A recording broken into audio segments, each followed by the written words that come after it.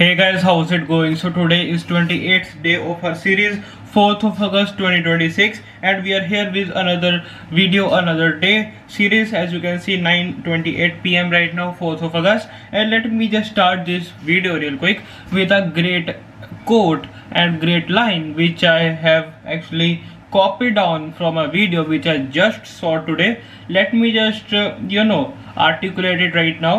Okay, make sure to hear it really deeply, right?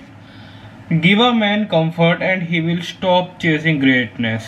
Give him endless entertainment and he will forget his purpose.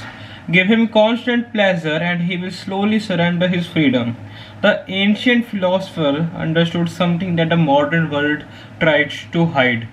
The easiest control is the man who cannot control himself. Every unchecked desire becomes another chain. Every impulse you obey quietly weakens your will. Imagine a ship without a captain, right? It does not choose its destination, but where the waves actually choose its destination, right? Strength is not proving yourself to the world that you are great, but it is actually overcoming your mind and actually staying disciplined, right? Do not chase for beauty because even peacocks eat snakes, right? So this is the good motivation quote from which we started our video. My camera battery is already about to die, but yeah, anyway, this was a good thing that we can decipher from here. I want you to understand it, what you can infer from this part, and actually embed it in your lives, embrace it, because this one is a really banger quote. And because this thing is because I'm able to grasp knowledge from Instagram. These social network sites are not all fun and games. These can sometimes deliver and cater value onto our lives as well. And the biggest example is me myself. If I didn't scroll on YouTube, if I didn't scroll on Instagram reels, I wouldn't be the same person as I am today, because I was able to build my connections through Instagram, through other various social marketing sites, and therefore slowly expanding my network. I started my personal brand,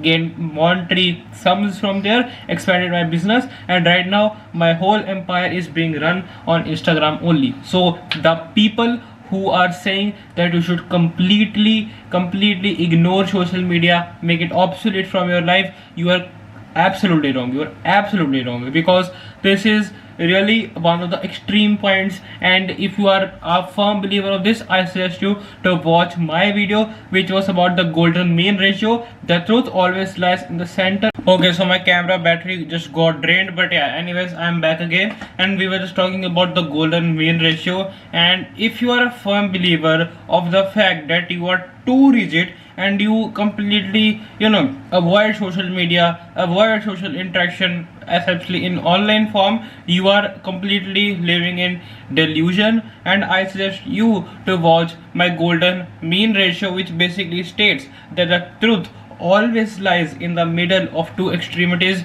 You cannot be scrolling on your phone entire day during the morning, evening, and the dinner. It's scrolling on reels just for the sake of social interaction, being on social platform. And you also cannot be completely obsolete, like deleting Instagram, deleting Facebook, deleting WhatsApp, whatever on your phone. This cannot happen. And let me also point out the certain schools, because I have heard, like not my school luckily, but certain schools I have heard of, that they basically they are like sending Google forms to their parents and themselves, that I hereby agree that my child has discontinued his or her Instagram account. You have to specify what accounts are being run and who actually runs them, the username of it, and the screenshot of deactivation that they have deactivated it.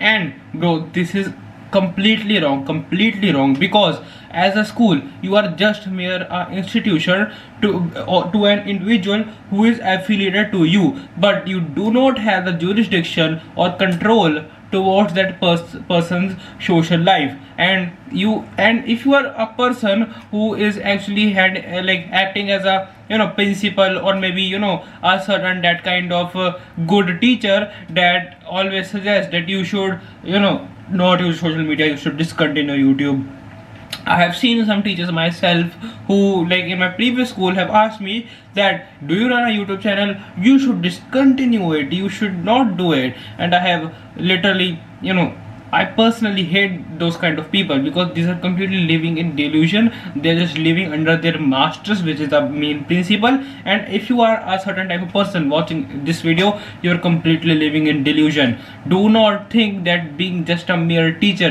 being a mere history teacher will make you wise enough to rule over the person's intellectual social world. And if you're a believer of this, you completely are absolutely, you completely are ignoring the word. Actually, if you are an English teacher and you are saying this, you are ignoring the actual meaning that is deciphered from it, that is social media. And social media actually stands for the person's social life. And if you are someone who is interfering over other person's social life, you are actually the wrong person in here, because you have no jurisdiction to control over others' social life, of how is it governed. And to some extent it is okay, you can advise a person, you can caution him or her that, oh, like too much is wrong, but completely having jurisdiction over it, it is very much like very wrong. And also let me also discuss a completely new unrelated topic that is also like kind of connected to social media. But I have seen a couple of like Gen Z's, a team of Gen Z's,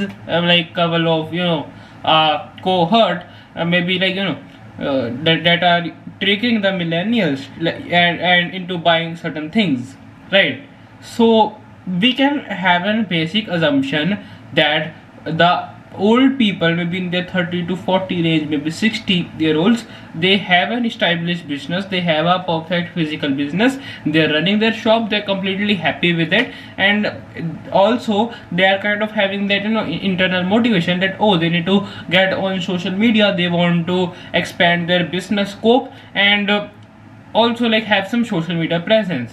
Then there comes the Gen Zs, there come the teenagers. They completely reach out to the people, the old unks who are running the physical shop. And also, like, before I continue this, there should be an assumption in our mind that, for example, if we are having a normal sales call, a seller is able to convince a buyer and sell something to the buyer if the seller posts or maybe tells a certain thing that the buyer doesn't know. Right now in today's world, buyers are already aware. If you're coming for a dental checkup, the buyer is already aware of n number of procedures and everything. But if the dentist is able to convince the person by telling some new things, or maybe some new aspects to the game which is never heard by the consumer, by the customer, then a sale could be made. And same thing applies to the online marketing agencies.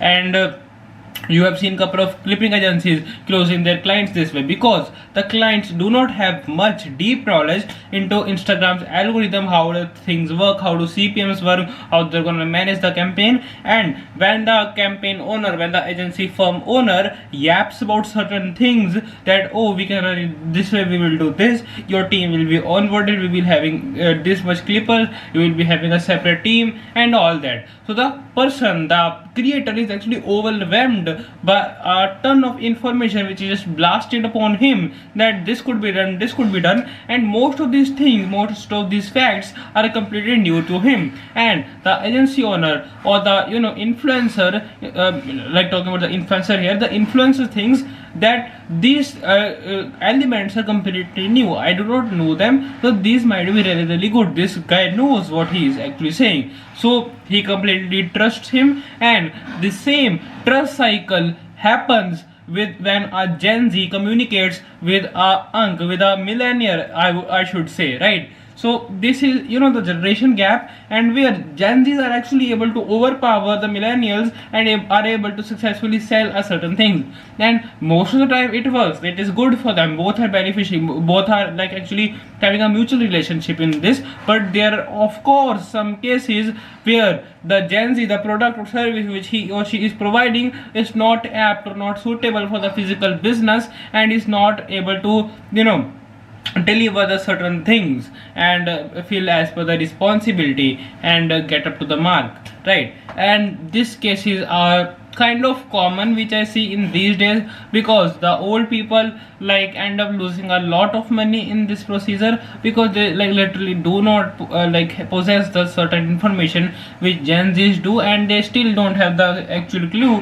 why their deal didn't actually work out. So you understand this hierarchy, that Gen Z's won't be able to completely sell to other Gen Z's, and millennials are not able to fully and successfully sell as much stuff to a certain like same level of generation.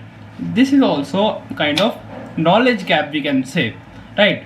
So yeah, this was kind of like today's talk. Video is already getting pretty long, and we will meet tomorrow with more updates and more like things about the campaign, how's it going, and other things as well. But for now, for today's video, I hope this is enough, and this covers today's updates as well. So yeah, we will meet tomorrow. Perfect. Peace out.